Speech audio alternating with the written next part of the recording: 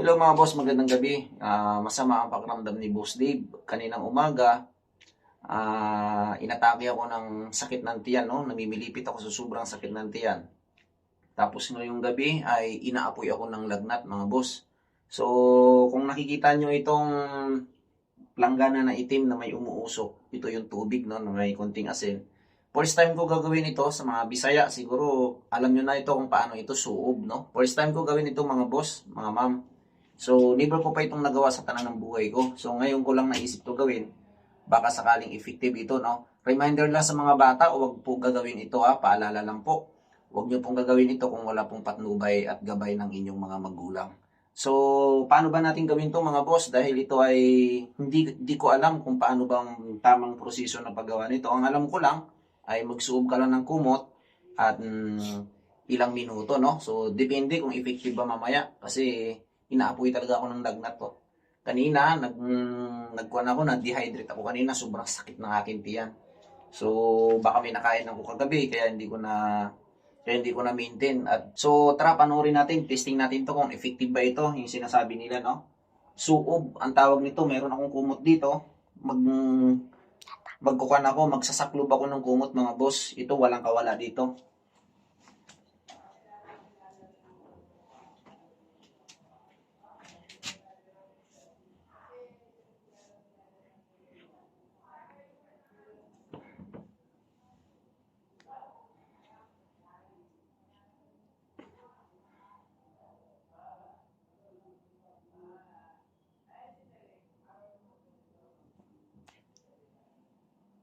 Dapat pagpawisan tayo.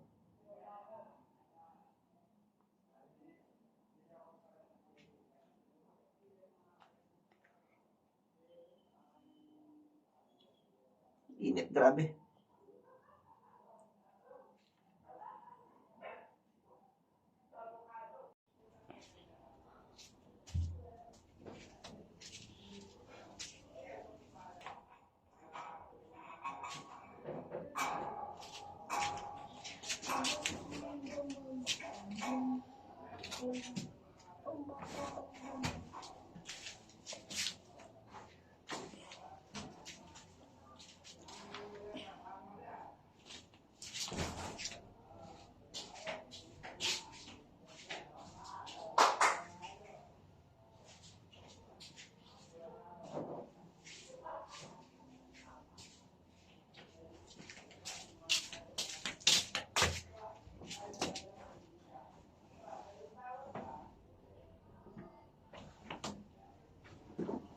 So, yun mga boss.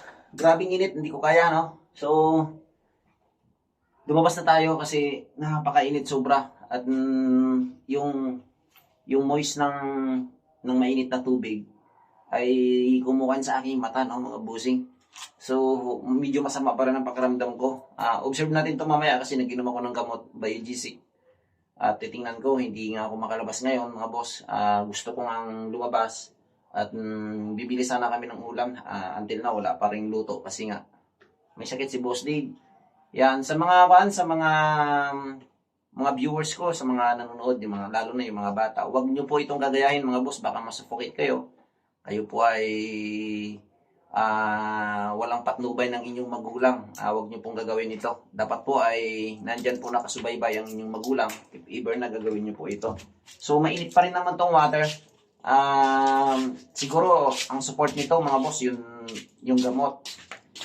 Pasensya na kayo, hindi ako makapag-vlog ng maayos. Si Boss DJ yung nag-a-assist sa akin at ininitan niya ako ng tubig kasi naisip ko yung suob nito. First time ko talaga ito ginawa mga busing. Sobra. Kanina, umaga, pagising ko, yung tiyan ko ay halos namimilipit ako sa sobrang sakit. Hindi ko alam. Naalala ko lang ito kahapon nung kami ay gumawa sa labas, nung ginawa namin yung Jetmatic pump. Yung puso, ay inabutan kami ng ulan kahapon, no? So, tapos, naligo ako.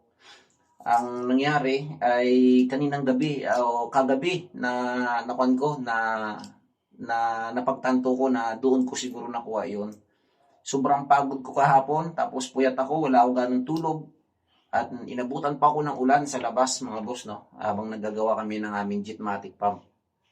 So, pakishare yung video na ito mga boss. Maraming salamat sa inyong mga panonood. Lalong-lalo na sa aking mga kaibigan at sa aking mga kapwa content creator. Thank you so much sa inyo sa pagsuporta. Pasensya na kayo kung hindi ako makakapag-upload ng mga video. Siguro magpapahinga muna po si Boss Dave, no? So, ngayon, minabuti kong mag-vlog para alam nyo kung ano ang kalagayan ko, alam nyo kung ano yung sitwasyon ko. At pasilip-silip lang ako sa ating Facebook page. Okay, so antabayanan nyo ang mga susunod ko mga vlog mga boss. At nawa sana bukas ng umaga pagising ko ay maging okay na sana yung pakiramdam natin para makapag-vlog pa tayo. Kasama si Boss DG. Yan, maraming salamat sa aking anak dahil sa patuloy na pagtulong niya sa akin. Ang kanyang mama ay hindi pumasok ngayong gabi. Kasi nagdaing ako na masama ang aking pakiramdam. Inaapoy ako ng lagnat, no? So, don't worry guys, huwag kayong mag-alala kay Boss Dave. Ako ay magpapagaling para sa inyo. Maraming salamat. Thank you for watching. God bless everyone. Mabuhay kayo.